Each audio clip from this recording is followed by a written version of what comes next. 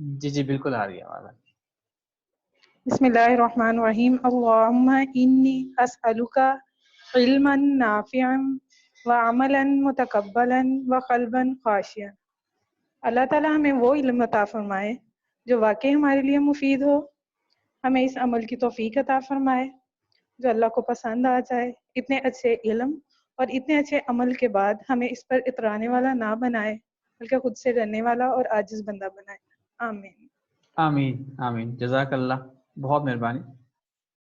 अल्हम्दुलिल्लाहि रब्बिल आलमीन, अस्सलातु वस्सलामु अला रसूलिहि मुहम्मद व आलिहि व अस्हाबिहि अजमाइन। मैं चाहता हूँ कि आप सब मेरे साथ दुरूद शरीफ पढ़ें। अल्लाहुम्मा सल्लि अला मुहम्मद व अला आलि मुहम्मद कमा सल्लैता अला इब्राहीम व अला आलि इब्राहीम इन्नका हमीदुम मजीद। अल्लाहुम्मा बारिक अला मुहम्मद व अला आलि मुहम्मद कमा बारकता अला इब्राहीम व अला आलि इब्राहीम इन्नका हमीदुम मजीद। अल्लाह ताला हमारे इस बैठने को कबूल फरमाए। अल्हम्दुलिल्लाह, हम मोमिन की सिफ़ात पर बात कर रहे थे। हमारा ये पूरा कोर्स इससे मुतालिक था कि मोमिन की क्या सिफ़ात होती हैं, और हमने ये 10 सिफ़ात पूरी तफसील के साथ अल्हम्दुलिल्लाह 9 सिफ़ात डिस्कस कर ली हैं। आज हम 10वीं सिफ़त डिस्कस करेंगे, उस पर बात करेंगे और कोशिश करेंगे इस कम वक्त में उसको समेटने की, इस टॉपिक को। तो अल्लाह ताला हमें ये सारी सिफ़ात अता फरमाएँ और हमें एक कामिल मोमिन बनने की तौफीक अता फरमाए। हमें वो मोमिन बनाए अल्लाह ताला कि हम अल्लाह ताला को राज़ी भी करें और उसके साथ साथ हम माशरे में एक बेहतरीन कायद का किरदार भी अदा करें। हम अपने घरों में, अपनी फैमिलीज़ में एक कायद का किरदार अदा करें, एक बेहतरीन कायद का। हम अपने इदारों में एक बेहतरीन कायद का किरदार अदा करें कि जैसा लीडर होता है। आज हमारा जो टॉपिक है, जो आखिरी हमारा लीडरशिप ट्रेट है, वो रिपेंटेंस है, तौबा और इस्तिग़फ़ार। आज हम इसमें इंशाअल्लाह बात करेंगे। तो पहली बुनियादी बात ये समझने वाली है कि अल्लाह ताला ने इंसान की फितरत में, इंसान की ख़मीर में 2 चीज़ें रखी हुई है। जिस तरह सूरह अश-शम्स की 8वीं आयत में अल्लाह ताला फरमा रहे हैं, फ़अल्हमहा फ़ुजूरहा व तक़वाहा। इसके दिल में वो बात भी डाल दी जो इसके लिए बदकारी की है, और वो भी जो इसके लिए परहेजगारी की है। यानी ये दोनों वो चीज़ें हैं, नेकी और बदी की समझ, नेकी और बदी का शऊर अल्लाह ताला ने इंसान की फितरत में, इंसान की ख़मीर में डाल दिया है। उसे नेकी का भी पता है कि कौन सा काम नेक है, उसे बदी का भी पता है कि कौन सा काम बद है।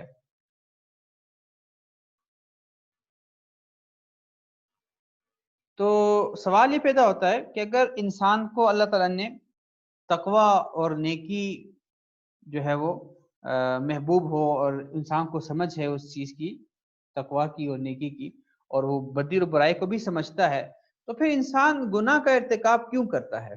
पहले हम ये समझेंगे कि वो क्या वजह है कि इंसान गुनाह का इर्तिकाब कर जाता है। देखें, इंसान, ये बात तो ठीक है कि इंसान बुराई को बुराई जानता है, लेकिन जज्बात से मगलूब होकर वो बुराई का इर्तिकाब करता है। ऐसा नहीं है कि इंसान चाहता है कि वो गुनाह का काम करे। इंसान को पता होता है कि ये गुनाह का काम है, वो इसलिए कर जाता है, उससे वो गुनाह का काम इसलिए हो जाता है कि वो जज्बात से मगलूब होकर उस बुराई का इर्तिकाब कर देता है। इससे क्या मुराद है? यानी इंसान का जिस्म मादी है, और इसकी नशोनुमा और इसके बका और इसके राहत और लज़्ज़त का सामान भी मादी ही है। यानी, और इन चीज़ों के हासिल करने की सलाहियत और उसके तकाज़े और उसकी ख्वाहिश भी अल्लाह ताला ने इंसान को दी है, ताकि वो अपने बदन की हिफाजत भी कर सके। तो यही वजह है कि इंसान को वो चीज़ें महबूब हो जाती हैं जिनसे इसकी ख्वाहिश पूरी हो जाती है। इसी वजह से वो इस दुनिया के माल और मता को, इस दुनिया की इज्जत, इस दुनिया की शोहरत से उसको मोहब्बत हो जाती है, और उसे वो सारी चीज़ें महबूब हो जाती है जिससे इंसान की ख्वाहिश पूरी होती है। तो यानी इस और इस नफसानी ख्वाहिश के साथ साथ अल्लाह ताला ने शैतान को भी पैदा फरमा दिया कि भाई वो शैतान क्या करता है, जो हर वक्त इंसान को नफसानी ख्वाहिशात और लज्जत और माल और मनसब और उसके हासिल करने के حرام اور ناجائز طور طریقے سکھاتا رہتا ہے اور اس سارے گناہ کے کام اس کے سامنے مزین کرتا ہے اور اس کو حسین بنا کے پیش کرتا ہے، اور اس کی ہمیشہ شیطان کی کوشش یہ ہوتی ہے کہ وہ کسی نہ کسی طرح بندے کو ناشکری، نافرمانی اور گناہوں کے مبتلا کر کے اپنے رب سے دور کر دے۔ تو جب انسان پر نفس اور شیطان کا یہ داؤ چل جاتا ہے تو اس کے بعد وہ جذبات سے مغلوب ہو کر گناہ اور جرم کا ارتکاب کر گزرتا ہے۔ اس کی یہی وجہ ہے کہ انسان کیوں گناہ کر جاتا ہے۔ وہ گناہ کو گناہ تو سمجھتا ہے، لیکن وہ ان ساری چیزوں سے، شیطان کے داؤ سے، شیطان کی کوششوں سے اور اپنے نفس کے کوششوں سے، اپنے جذبات سے مغلوب ہو کر انسان اس جرم کا، اس گناہ کا ارتکاب کر دیتا ہے۔ پھر اس کے بعد جیسے انسان گناہ کرتا ہے تو اس کے بعد ہر انسان کو، تقریباً ہر انسان کو اس گناہ کا احساس ہوتا ہے اور وہ اس پر نادم اور پشیمان بھی ہوتا ہے، اور جس کے اندر تقوی کی صلاحیت اور شعور کسی نہ کسی درجے میں بھی باقی ہو تو گناہ کا یہ احساس جو ہے نا اس پر ندامت بن جاتی ہے۔ یعنی تو یہ احساس، گناہ کا یہ احساس اور اس پر جو ندامت کی دلیل ہے، یہ یہی ہے کہ جب کوئی گناہ کرتا ہے تو وہ اس کو نیکی سمجھ کر نہیں کرتا، بلکہ نفسانی خواہشات اور جذبات سے مغلوب ہو کر اس کا ارتکاب کرتا ہے۔ یہ بنیادی اس کا جواب ہے۔ اچھا، ایک بات یہ بھی ہے کہ جو برا بندہ ہوتا ہے، جو بندہ برائیاں بہت زیادہ کرتا ہے، وہ بھی گناہ کو برا سمجھتا ہے۔ یعنی بعض لوگ جو ہے وہ گناہوں سے اپنے نفس کو اس قدر زنگ آلود کر دیتے ہیں کہ اپنے کیے ہوئے گناہوں کے لیے دلائل اور عذر ڈھونڈتے ہیں تاکہ اپنے آپ کو بے گناہ ثابت کرے۔ یعنی وہ اپنے آپ کو بے گناہ اس لیے ثابت کرنا چاہتے ہیں کہ ان سے تو گناہ کا کام ہو جاتا ہے اور وہ بہت زیادہ گناہوں میں پڑے ہوئے ہوتے ہیں، لیکن وہ کوشش کرتے ہیں کہ کسی طرح مجھ سے یہ گناہ کا جو ٹیگ ہے یہ ہٹ جائے۔ اللہ تعالیٰ سورہ القیامہ میں فرماتے ہیں بل الانسان علی نفسہ بصیرہ ولو القی معاذیرہ، یعنی بلکہ انسان خود اپنے آپ سے اچھی طرح واقف ہوگا چاہے وہ کتنے بہانے بنائے۔ یعنی انسان کو پتہ ہوتا ہے کہ یار میں یہ گناہ کا کام ہم نے کیا ہے، لیکن وہ اس کے لیے بہانے بناتا ہے۔ یعنی برا بندہ بھی گناہ کو برا سمجھتا ہے، اور بعض لوگ ایسے ہوتے ہیں جو بہت زیادہ اس میں حد سے گزر جاتے ہیں، جو بظاہر گناہ کو برا نہیں سمجھتے اور وہ دل کھول کے گناہ کے کام کرتے ہیں، اصل میں وہ لوگ بھی دل میں اس کو برا سمجھتے ہیں، اور اس کا اظہار کب ہوتا ہے؟ جب کوئی دوسرا ان کے ساتھ وہی کام کرے تو اس کو غلط سمجھتے ہیں۔ تو اس سے یہ معلوم ہوا کہ وہ بھی اس گناہ کو برا سمجھتا تھا، لیکن بظاہر وہ ایسا محسوس کراتا تھا کہ یار یہ تو گناہ کا کام نہیں ہے، میں اس لیے کر رہا ہوں، لیکن جب کوئی اور اس کے ساتھ وہ کام کر لیتا ہے تو وہ اس کو برا سمجھتا ہے، وہ اس کو برا جانتا ہے، وہ اس کا اسی طرح رسپانس دیتا ہے کہ بھئی آپ نے غلط کام کر دیا۔ تو اس لیے ہر انسان گناہ کو گناہ سمجھتا ہے، اس کی مختلف سٹیجز ہے، مختلف سمجھے کی کیٹیگریز ہے، کوئی کسی کے اندر یہ احساس زیادہ ہوتا ہے، کسی کے اندر یہ احساس کم ہوتا ہے۔ اب ایک اور سوال پیدا ہوتا ہے کہ بھئی جب یہ سارا معاملہ ہے کہ انسان بد کو بد سمجھتا ہے اور نیک کو نیک سمجھتا ہے، تو انسان کے اندر یہ جو بدی کا میلان ہے اور یہ قوت کیوں رکھی گئی ہے؟ کیوں انسان گناہ کر جاتا ہے؟ کیوں انسان سے گناہ ہو جاتا ہے؟ کیوں اللہ تعالیٰ نے اس کے اندر یہ قوت رکھی ہے کہ وہ بدی کی طرف یا گناہ کی طرف کھچ جاتا ہے یا وہ جذبات سے مغلوب ہو جاتا ہے؟ آخر وجہ کیا ہے؟ دیکھیں، یہی جو قوت ہے نا، یہ قوت، اسی قوت اور میلان اور شیطان سے ٹکر لینے کی وجہ سے تو انسان برابر ترقی کرتا ہے، اور اسی وجہ سے انسان جو ہے وہ اللہ تعالیٰ کا مقرب بن جاتا ہے۔ یہ قوت فرشتوں میں نہیں ہے۔ اگر انسان بھی اسی طرح ہوتا تو اللہ تعالیٰ تو انسان اور فرشتوں میں کوئی فرق نہ ہوتا، اور فرشتوں کا اپنا مقام طے ہے، وہ جتنی بھی عبادت کرے، وہ دن رات عبادت ہی کرتے رہتے ہیں، لیکن ان کے اپنے مقام میں ذرہ برابر بھی ترقی نہیں ہوتی، وہ اپنے مقام پر قائم ہوتے ہیں۔ انسان کیوں اللہ تعالیٰ نے مقام طے نہیں کیا؟ وہ ہر دن کے حساب سے ترقی کر سکتا ہے، وجہ اس کی یہ کہ اس کے اندر اللہ تعالیٰ نے یہ قوت رکھتی ہے۔ اس سے اللہ تعالیٰ نے نفس بھی دے دیا، اس پر اللہ تعالیٰ نے شیطان کو بھی مسلط کر دیا، اب اس کو راستہ بتا دیا، طریقہ بتا دیا کہ بھئی اگر اس طریقے پہ چلو گے تو روز بروز تمہارے اس مقام میں ترقی ہوتی جائے گی۔ تو اس لیے قوت رکھا گیا، یہ اس میں یہ حکمت ہے. یعنی نفس کے ساتھ جو کشمکش ہے، تو معلوم یہ ہوا کہ ترقی کا راز کیا ہے کہ نفس کے ساتھ کشمکش اور اللہ تعالیٰ کے لیے نفسانی خواہشات کی قربانی اور انہیں کچل دینے میں ترقی کا راز پوشیدہ ہے. جو بندہ چاہتا ہے کہ میں ترقی کروں تو ترقی اتنی آسان نہیں ہے. All good things in life comes at a price. زندگی میں جتنی اچھی چیزیں آتی ہیں اس کے لیے کوئی نہ کوئی قیمت آپ کو ادا کرنی ہوتی ہے. یہ اس ترقی کی قیمت یہی ہے کہ آپ کے اپنے نفس کے ساتھ کشمکش چلتی رہے اور اللہ تعالیٰ کے لیے آپ نفسانی خواہشات کو قربان کرتے رہیں اور آپ شیطان کا مقابلہ کرتے رہیں، تو اس سے آپ کی ترقی ہوتی رہے گی. تو ایک اور بات کہ دنیا میں اور آخرت میں، یعنی دنیا میں بھی اور آخرت میں بربادیوں اور پریشانیوں کی وجہ کیا ہے؟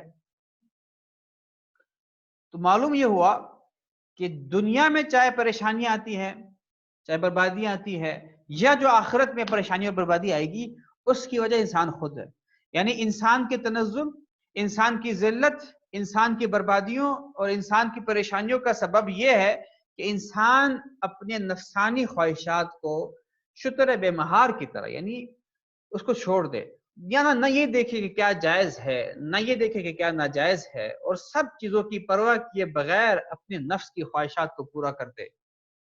جو میرا نفس کہے گا، جو میرا دل چاہے گا میں وہ کروں گا، چاہے وہ جائز ہو چاہے وہ ناجائز ہو. ناجائز کے لیے میں اس کے، اگر میں مجھے برا لگ رہا ہو، میرا ضمیر مجھے جھنجھوڑ رہا ہو، تو میں اس کے لیے کوئی نہ کوئی ہیلا بہانہ ڈھونڈ لوں گا. اس وجہ سے جو ہے وہ، اس کا نتیجہ یہ ہوتا ہے کہ اس کو عارضی طور پر تو کوئی لذت مل جاتی ہے، لیکن اس کا انجام جو ہے وہ ذلت اور بربادی ہوتی ہے. یعنی اس کی مثال یہ ہے کہ دیکھیں شوگر کا کوئی مریض ہوتا ہے یا کوئی ارکان کا مریض ہوتا ہے اور اس کو پرہیز کرنا ہوتا ہے، اس کو بہت ساری حلال چیزیں بھی چھوڑنی ہوتی ہے، اس کو بہت ساری ایسی چیزیں چھوڑنی ہوتی ہے جس کو پسند ہوتی ہے. لیکن اگر وہ بد پرہیزی کر لے تو آپ مجھے بتائیں کہ عارضی لذت، یعنی وہ بد پرہیزی کر کے کیا کرتا ہے؟ وہ اپنے لیے عارضی طور پر تو لذت حاصل کر لیتا ہے، عارضی طور پر مزہ لے لیتا ہے کہ یار یہ کھا لیا وہ کر لیا، لیکن نتیجہ کیا ہوتا ہے؟ وہ نتیجتاً اپنے آپ کو موت کے منہ میں دکھیر رہا ہوتا ہے. تو اسی لیے جو انسان پر دنیا میں جو مصیبتیں آتی ہیں وہ انسان کی اپنی وجہ سے ہوتی ہے. ہم غلطی یہ کرتے ہیں، ہم خوشی اور لذت کو مکس اپ کر لیتے ہیں. ہم لذت کو خوشی سمجھ لیتے ہیں، ہم سمجھتے ہیں کہ شاید لذت جو ہے وہ خوشی کا نام ہے، پلیجر جو ہے وہ خوشی کا نام نہیں ہے. Pleasure is something else, خوشی، happiness is something else. ہم اسی لیے چونکہ ہمیں ان دونوں چیزوں کی فرق کا پتہ نہیں ہے، اس لیے ہم اپنی چوائسز میں اس طرح کے کیئر نہیں کرتے کہ ہم کیا کر رہے ہیں کیا نہیں کر رہے. ہم لذت کی خاطر اللہ کو بھی ناراض کر دیتے ہیں، ہم لذت کی خاطر دنیا کو بھی خراب کر دیتے ہیں اور آخرت کو بھی خراب کر دیتے ہیں. جس طرح اللہ تعالیٰ سورہ شورى میں فرماتے ہیں، اعوذ باللہ من الشیطان الرجیم، بسم اللہ الرحمن الرحیم، وما أصابكم من مصيبة فبما كسبت أيديكم ويعفو عن كثير وما أنتم بمعجزين في الأرض وما لكم من دون الله من ولي ولا نصير. اور تمہیں جو کوئی مصیبت پہنچتی ہے وہ تمہارے اپنے ہاتھوں کیے ہوئے کاموں کی وجہ سے پہنچتی ہے، اس کی وجہ تم خود ہوتے ہو. اگر تمہیں کوئی مصیبت پہنچتی ہے تو اس کی وجہ تم خود ہوتے ہو، اور بہت سے کاموں سے تو وہ درگزر ہی کرتا ہے. یعنی اللہ تعالیٰ ایسا نہیں کرتا کہ تمہارے ہر گناہ پر تمہیں مصیبت پہنچائے، بہت سارے کاموں سے تو اللہ تعالیٰ درگزر کرتا ہے. ہم خود سوچیں ہم کتنے گناہ کرتے ہیں، کتنے گناہ ہم سے سرزد ہوئی ہیں. اگر اللہ تعالیٰ ہمیں ہر گناہ پر پکڑتا تو آج ہم کہاں ہوتے؟ آج ہمیں کہاں ہونا چاہیے؟ آج ہمیں کس طرح ہونا چاہیے؟ اگر اللہ تعالیٰ ہمیں ہر گناہ پر پکڑتا تو آج ہم کہاں پہ ہوتے؟ آج ہمارا کیا حال ہوتا؟ تو اللہ تعالیٰ کیا فرماتے ہیں کہ بہت سے کاموں سے تو وہ درگزر ہی کرتا ہے، اور تمہاری مجال نہیں ہے کہ زمین میں اللہ کو عاجز کر سکو، اور اللہ کے سوا تمہارا نہ کوئی رکھوالا ہے اور نہ مددگار ہے. تو جو کچھ ہمیں پریشانیاں ملتی ہے، ہمیں بربادیاں ملتی ہے، وہ ہماری اپنی وجہ سے ہوتی ہے. اگر کوئی گھر پریشان ہے، کوئی بندہ پریشان ہے، تو وہ سوچے کہ اس سے کیا غلطی ہوئی ہے، وہ اس کی اپنی وجہ سے ہوتی ہے. وہ سورہ الروم میں اللہ تعالیٰ فرماتے ہیں ظہر الفساد فی البر والبحر بما کسبت ایدی الناس لیذیقہم بعض الذی عملوا لعلہم یرجعون، کہ لوگوں نے اپنے ہاتھوں جو کمائی کی اس کی وجہ سے خشکی اور تری میں فساد پھیلا، تاکہ انہوں نے جو کام کیے ہیں اللہ ان میں سے کچھ کا مزہ انہیں چکائے، شاید وہ بعد آ جائے۔ یعنی جو فساد ہے خشکی میں یا تری میں وہ انسان کے اپنے اعمال کی وجہ سے ہے، اور اللہ تعالیٰ ان میں سے کچھ کا مزہ انہیں چکاتے ہیں۔ ایسا نہیں ہوتا کہ اللہ تعالیٰ ہر جو ہے وہ حال میں انسان کو سزا دے، ایسا نہیں ہوتا۔ میں آپ کو ایک مثال دے دیتا ہوں کہ کیسے ہماری پریشانیاں ہمارے ہاتھوں کی کمائی ہوتی ہے۔ دیکھیں، چونکہ ہمارے ہاں یہ بہت عام ہے اس لیے میں اس مثال دے رہا ہوں آپ کو۔ ہمارے ہاں شادی کی تقریب ہوتی ہے، شادی ہوتی ہے، منگنی ہوتی ہے، شادی ہوتی ہے۔ ہمارے ہاں شادی میں آپ کو اندازہ ہے، آپ کو خود پتہ ہے کس طرح کے خرافات اور کس طرح کی نافرمانیاں ہوتی ہے۔ دیکھیں، یہ بات سب کو پتہ ہے کہ شادی ایک نئی زندگی کی شروعات ہوتی ہے۔ بندہ بالکل ایک نئی زندگی گزارنا شروع کر دیتا ہے، اس پر نئی طرح کی ذمہ داریاں آتی ہے اور ایک بڑا سفر ہوتا ہے، اس کا شروع ہو جاتا ہے۔ تو جس زندگی کی شروعات اللہ تعالیٰ کو ناراض کر کے شروع ہو جاتی ہے، جس زندگی کی شروعات ناجائز کاموں میں شروع ہوتی ہے، جس زندگی کی شروعات بے حیائی کی کاموں سے شروع ہوتی ہے، آپ مجھے خود بتائیں کہ اس زندگی میں خیر اور برکت آگے کیسے آئے گا؟ یہ کیسے ہو سکتا ہے کہ ایک زندگی کی شروعات ہم ناجائز کاموں سے، بے حیائی سے کریں اور ہم اللہ تعالیٰ سے یہ امید لگائے رکھیں کہ بھائی آگے کی ساری زندگی خیر کے ساتھ اور برکت کے ساتھ گزرے اور اللہ کی رحمت برستی رہے۔ بھائی ہم نے شروعات اس کی غلط رکھی ہے۔ آج ہماری شادیوں میں کیا کھلم کھلا ناچ گانا نہیں چل رہا ہوتا؟ کیا مرد اور عورتوں کی ایک ساتھ مخلوط محفلیں نہیں ہوتی؟ کیا کس طرح کی بے حیائی چل رہی ہوتی ہے؟ اور ہم بعد میں یہ خیال کر یہ امید رکھتے ہیں کہ یہ میاں بیوی خوش رہیں، حالانکہ ہم خوشی کے نام پر کہ بھائی یہ تو بس میرا ایک ہی بھائی ہے، یہ تو جو ہے میرا دوست ہے، یہ تو بھائی ہمارے خاندان کی ایک ہی شادی ہے، بھائی ہم کیسے نہ کریں، یہ کرنا کریں، حالانکہ ہم اس وجہ سے اس میاں بیوی سے، اس دلہا سے، اس دلہن کے ساتھ ظلم کر رہے ہوتے ہیں۔ ہم اس کے ساتھ ظلم، ہم ان کی زندگی خراب کر رہے ہوتے ہیں۔ کیونکہ ان کی زندگی شروع ہونے والی ہے اور ہم اس طرح کے کام کر کے ان کی زندگی خراب کر رہے ہوتے ہیں، اور ہم پریشان ہوتے ہیں کہ بعد میں ہمارے اوپر جو مصیبتیں پریشانیاں آ رہی ہوتی ہے وہ کیوں آ رہی ہے؟ وہ ہمارے اپنے ہاتھوں کی کمائی ہوتی ہے۔ ہم خود تو سوچیں، ہم اپنی شادیوں میں کیا کر رہے ہیں؟ آپ اسی پر سارے قیاس کریں، سارے معاملات کہ ہمارے ہاں معاشرے میں کیا ہوتا رہتا ہے۔ اب ان مصائب اور پریشانیوں کے علاج کیا ہے؟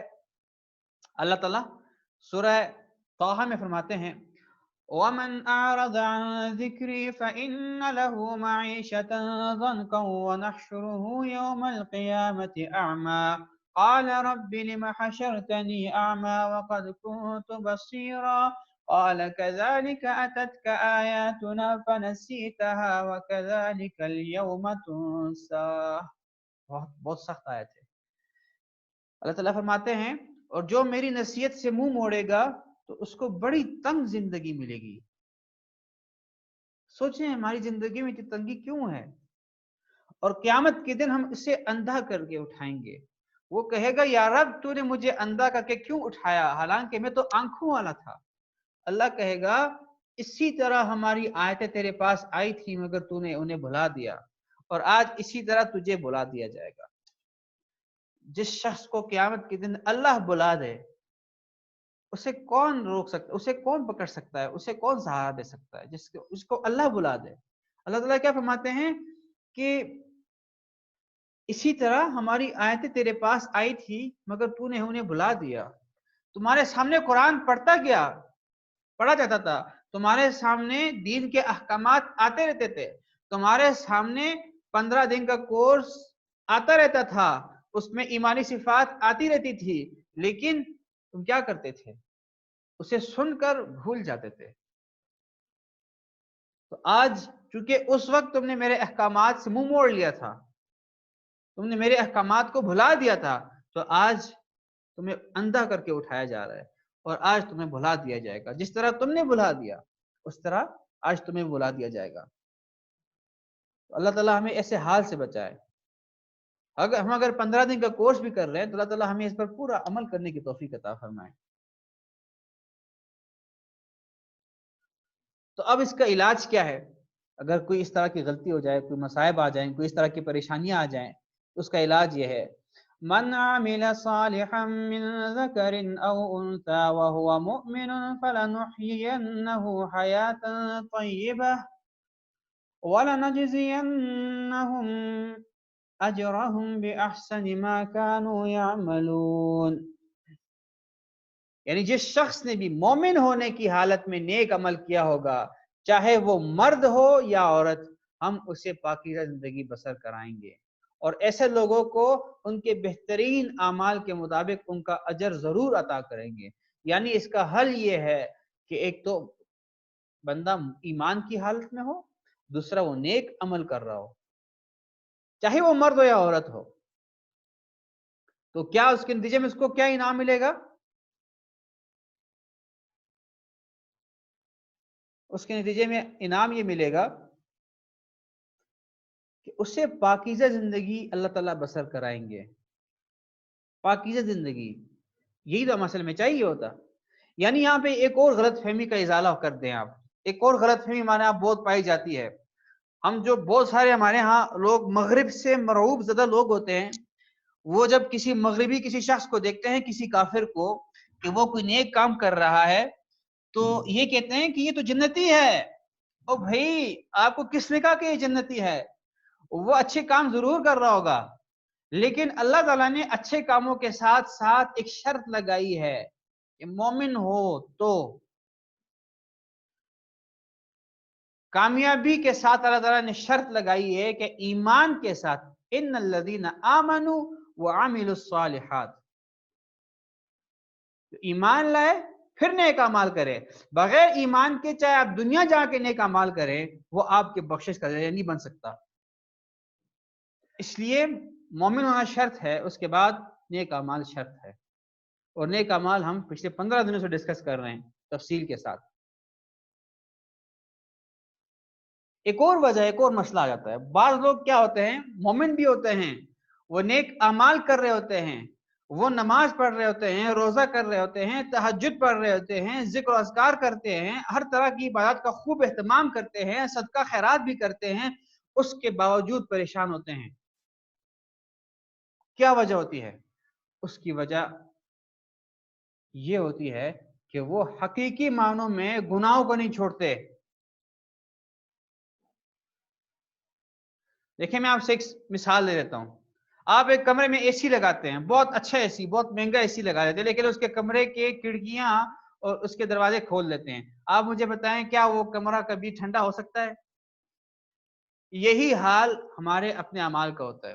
ہم نمازیں پڑھ رہے ہوتے ہیں، روزے رکھ کر رہے ہوتے ہیں، زکوٰۃ دے رہے ہوتے ہیں، صدقات کر رہے ہوتے ہیں، ذکر اذکار کر رہے ہوتے ہیں، تہجد بھی پڑھ رہے ہوتے ہیں، لیکن اس لیے ہماری زندگی میں پریشانیاں ہوتی ہے کہ ہم اس کے ساتھ ساتھ کھڑکیاں کھولی ہوتی ہم نے، ہم گناہ کر رہے ہوتے ہیں، ساتھ ساتھ ہم گناہوں کو نہیں چھوڑتے. اس وجہ سے اس کا اثر ہمارے اوپر نہیں ہوتا.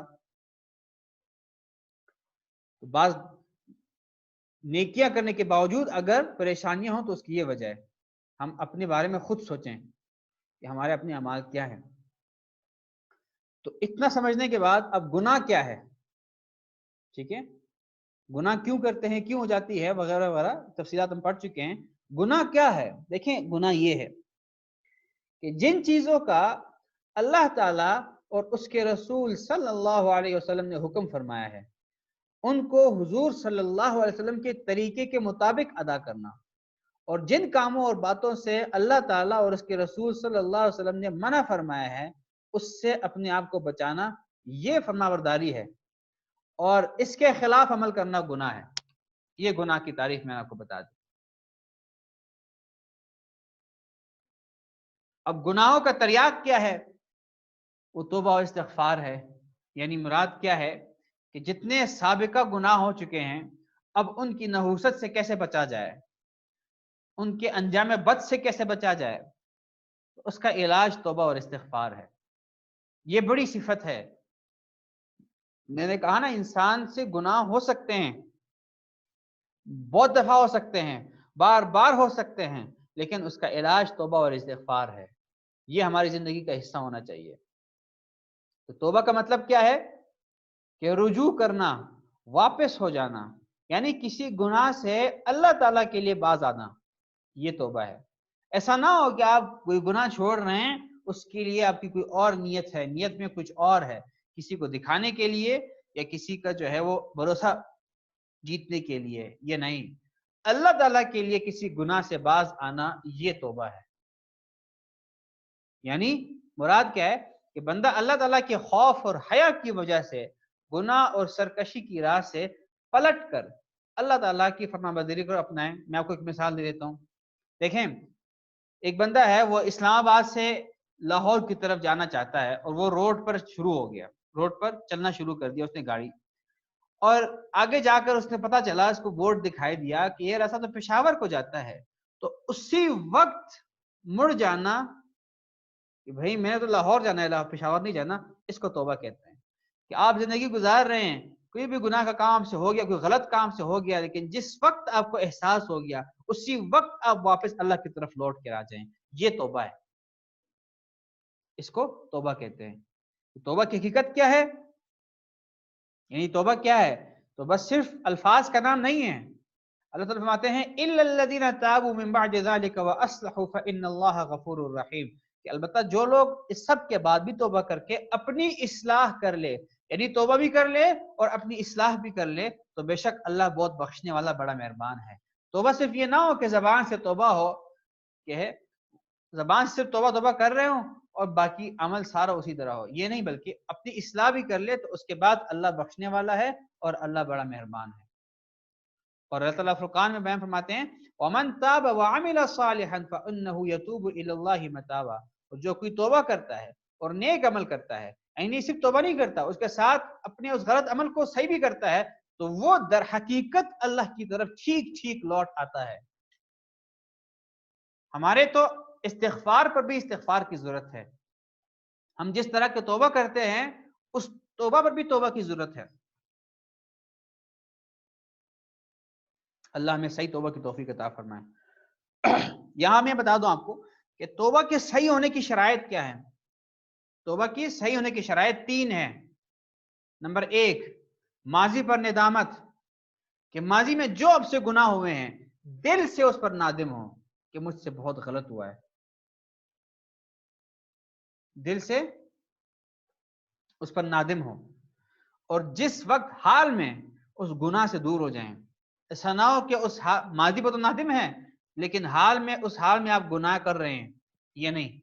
اسی وقت اس گناہ سے دور ہو جائیں، اس گناہ کو چھوڑ دیں، اور مستقبل میں گناہ نہ کرنے کا عزم ابھی سے ہو آپ کے دل میں کہ آئندہ میں گناہ نہیں کروں گا. مستقبل میں گناہ ہو جاتا ہے یہ الگ بات ہے، لیکن ابھی یہ پکا ارادہ ہے، یہ عزم ہے اپنے دل میں کہ یہ گناہ مستقبل میں نہیں کروں گا. یہ 3 شرائط ہے توبہ کے لیے. اگر یہ 3 شرائط موجود ہے تو آپ کی توبہ قبول ہو جائے گی، ورنہ توبہ قبول نہیں ہوگی. لیکن اس میں ایک چیز ہے کہ جو فرائض آپ کے ذمہ ہیں ان کو ادا کر لیں، وہ صرف توبہ سے معاف نہیں ہوتے ہیں. ان کا گناہ توبہ سے معاف ہو جائے گا لیکن وہ آپ کے ذمہ سے نہیں جائیں گے. اگر آپ نے نمازیں قضا کی ہیں تو ان کی قضا لوٹائیں. اگر روزہ آپ نے توڑے روزے کی قضا لوٹائیں. اگر زکوٰۃ نہیں دی زکوٰۃ دیں. پھر اس کے بعد بر وقت نہ کرنے پر توبہ کریں تو آپ کا گناہ انشاءاللہ معاف ہو جائے گا. اگر کسی کا حق آپ کے ذمہ ہے، کسی کا مال یا کسی کی جائیداد، تو وہ اسی وقت ادا کریں. ہمارے ہاں بہنوں کو، خواتین کو جائیداد کا حصہ نہیں دیا جاتا. اللہ تعالیٰ نے دیا، ہم نہیں دیتے. تو اگر نہیں دیا تو اسی وقت دے دیں ان کو.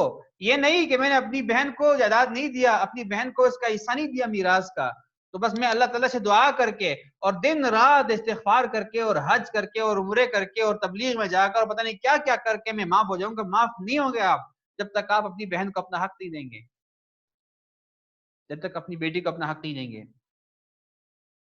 اسی طرح یہ تو مال کا حق میں مالی حق کا بیان کر. اسی طرح مال کے علاوہ جو اخلاقی حق ہے لوگوں کے آپ پر، آپ کے ساتھ آپ سے خدا نخواستہ کسی کی غیبت ہوئی ہے یا کسی سے ظلم ہوا ہے آپ کا، تو آپ جا کے اس سے معافی مانگے.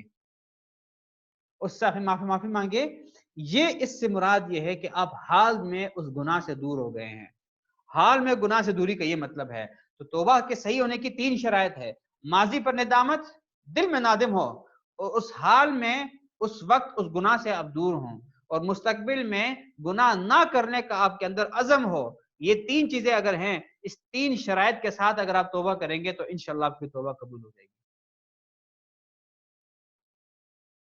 ایک اور بڑا مسئلہ ہے، دیکھیں، اندیشہ گناہ سے توبہ مؤخر نہ کریں. اس ڈر سے کہ مستقبل میں گناہ پھر نہ ہو جائے توبہ مؤخر نہ کریں. یہ بہت بڑی غلط فہمی ہے کہ بھائی ایسا نہ ہو مستقبل میں گناہ ہو جائے تو میں ابھی توبہ ہی نہ کروں. اللہ کے بندے، شیطان تو چاہتا یہی ہے کہ آپ توبہ نہ کریں. شیطان تو چاہتا یہی ہے، لیکن ہمیں کیا کرنا چاہیے کہ اگر شیطان مجھے 1000 بار بھی بہکا سکتا ہے، اگر شیطان مجھ سے 1000 بار بھی گناہ کا کام کرا سکتا ہے، تو میں 1001 مرتبہ اپنے رب کی طرف رجوع کروں گا. ہمارا عمل یہ ہونا چاہیے. کیونکہ کیا پتا میں نے اس گناہ سے توبہ کر لی فوراً، اور اگلی گناہ آنے سے پہلے میری موت ہو جائے تو میں کم از کم توبے کی حالت میں تو مر جاؤں گا.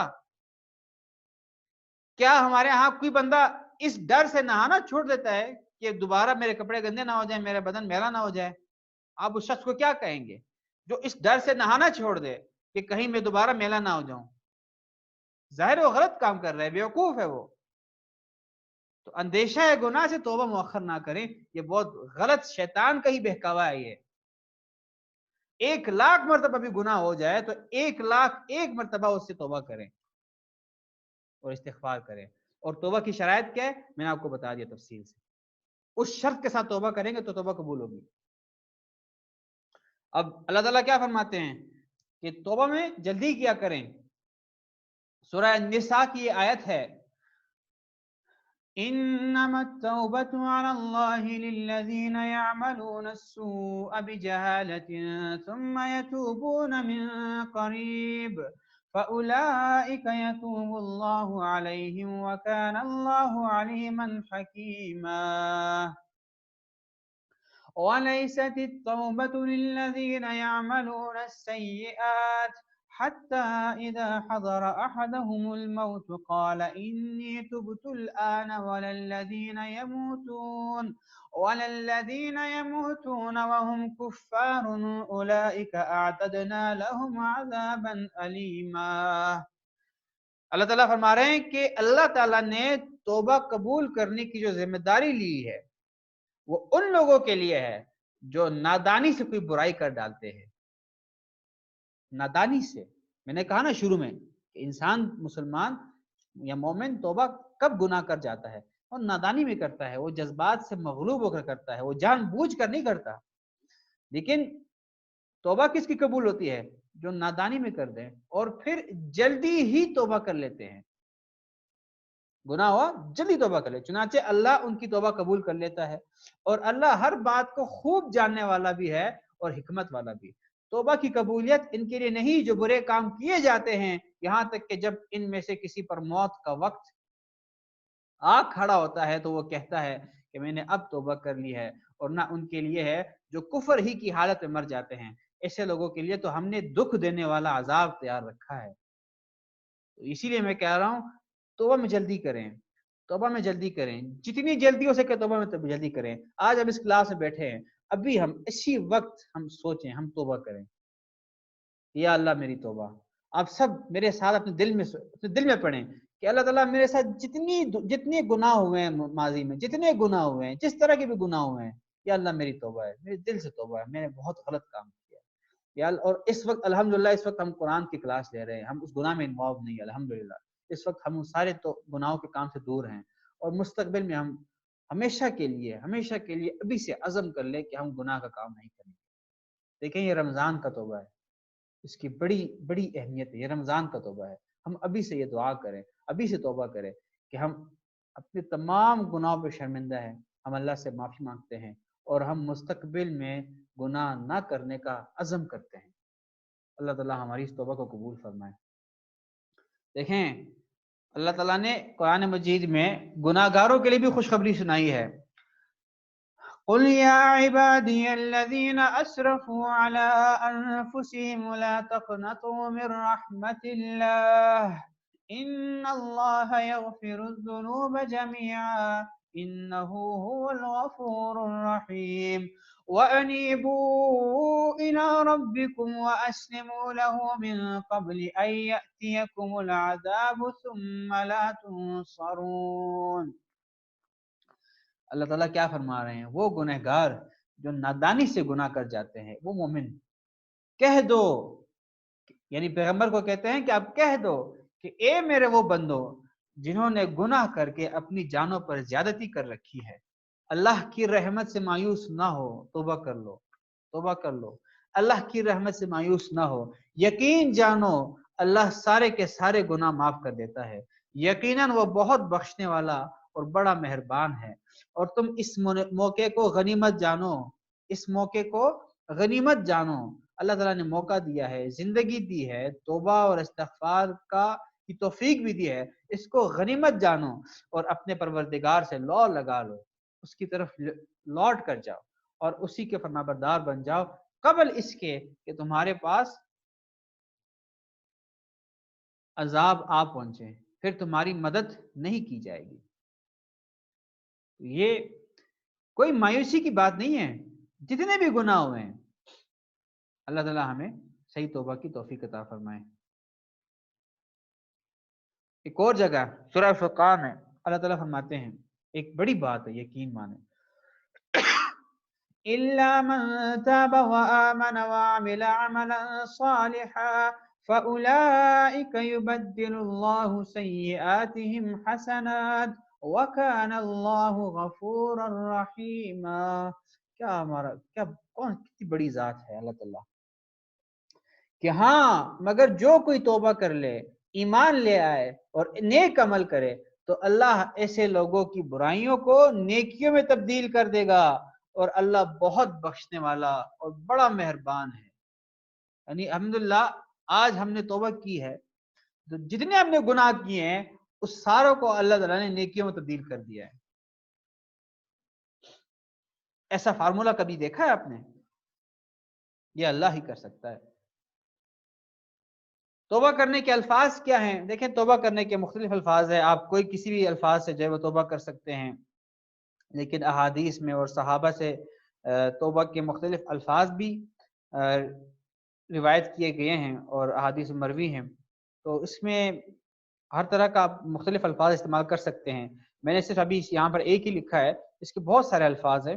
استغفر اللہ ربی من کل ذنب واتوب الیہ، میں اللہ سے اپنے تمام گناہوں کی بخشش مانگتا ہوں جو میرا رب ہے اور اسی کی طرف رجوع کرتا ہوں۔ اس طرح بہت ساری دعائیں توبہ کی، یعنی کہ جو گناہ مجھ سے لا علمی میں ہوئے ہیں، جان بوجھ کر ہوئے ہیں، میں سب پر توبہ مانگتا ہوں۔ اس طرح کے بہت سارے توبہ کے الفاظ ہیں، استغفار کے الفاظ ہیں، تو کوشش کریں کہ اس طرح کی کتابیں ملتی ہیں، چھوٹی چھوٹی کتابیں ملتی ہیں، آپ وہ خریدیں اور اس میں آپ کو اس طرح کے بیسیوں توبہ کے الفاظ مل جائیں گے۔ تو اللہ تعالیٰ ہمیں صحیح توبہ کی توفیق عطا فرمائے۔ اور ایک میں چاہتا ہوں کہ آج ہم وعدہ کر لیں اپنے ساتھ اور یہ طے کر لیں کہ ہم روزانہ کا اپنا معمول بنائیں گے، روزانہ کا معمول کہ ہم رات کو سونے سے پہلے 2 رکعت نفل ضرور پڑھیں توبہ کے۔ ہم روزانہ رات کو سونے سے پہلے 2 رکعت نفل پڑھیں اور 2 رکعت نفل صلاۃ توبہ کی نیت سے پڑھیں، اور اس کے بعد دعا کریں کہ آج کے دن مجھ سے جو بھی گناہ ہوئے ہیں اللہ تعالیٰ میں اس سے معافی مانگتا ہوں۔ میں نے کہا نا، دیکھیں میں دوبارہ دہرا رہا ہوں، مستقبل میں گناہ کے ڈر سے، گناہ کے اندیشے سے ابھی توبہ نہ چھوڑیں، ابھی تو توبہ کر لیں، اللہ تعالیٰ توفیق دے دے گا۔ آپ نہیں دیکھ رہے آس پاس، کیا جوانوں کو موت نہیں آتی؟ کیا جوان لوگ نہیں مرتے؟ کیا جوان لڑکیاں نہیں مرتی؟ تو کیا بتا یار، جس وقت ہم توبہ کر لیں اور اگلے گناہ سے پہلے پہلے ہماری موت ہو جائے، کم از کم ہم اللہ کے دربار میں اس حال میں پہنچ جائیں گے کہ ہم توبہ کیے ہوئے ہوں گے۔ اور اللہ تعالیٰ خود فرما رہے ہیں کہ توبہ کرنے کے بعد میں آپ کو آپ کی جو جتنے گناہ ہوتے ہیں وہ نیکیوں میں بدل جاتے ہیں۔ اور اگر کسی کا حق آپ کے اوپر ہے تو آج رات بیٹھ کر وہ سارے لکھ لیں کہ میں نے فلاں کے اتنے پیسے دینے ہیں، یہ اگر کسی کا حق، آپ کسی کی اپنی غیبت کی ہے، کسی کی برائی کی ہے، اس کو فون کر کے، اس کے ہم تفصیل سے پڑھ چکے ہیں کہ اس کا طریقہ کیا ہے اس سے معافی مانگنے کا۔ ہم تفصیل سے پڑھ چکے ہیں. اگر کسی کو دوبارہ جاننا ہے تو وہ ہمارے پچھلے لیکچر سن لیں کہ غیبت اگر کی ہے، کسی کی برائی کی ہے تو اس کا معافی کا طریقہ کیا ہے، اگر اس سے ڈر کا اندیشہ ہے تو اس کا طریقہ کیا ہے وغیرہ، ساری باتیں ہم نے کی ہے تفصیل سے الحمدللہ. یہ ہمارا آج کا سبق ہے الحمدللہ. ہم نے اس کے ساتھ ہی آج ہمارا اس 15 دن کے کورس کا بھی اختتام ہوتا ہے، اور الحمدللہ